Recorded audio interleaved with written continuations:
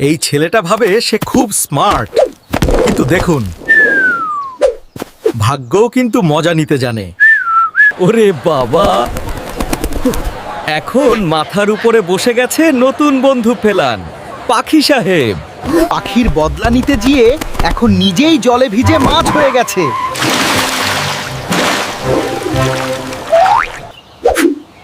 আচ্ছা ভাই, হাঁচি দিলে বুদবুদ বের হয় নাকি? এ তো একদম জাদু। The boy is now frozen by the cold of the ice cream. Someone melt him. Such a run for a piece of sandwich, Pat. It became a movie.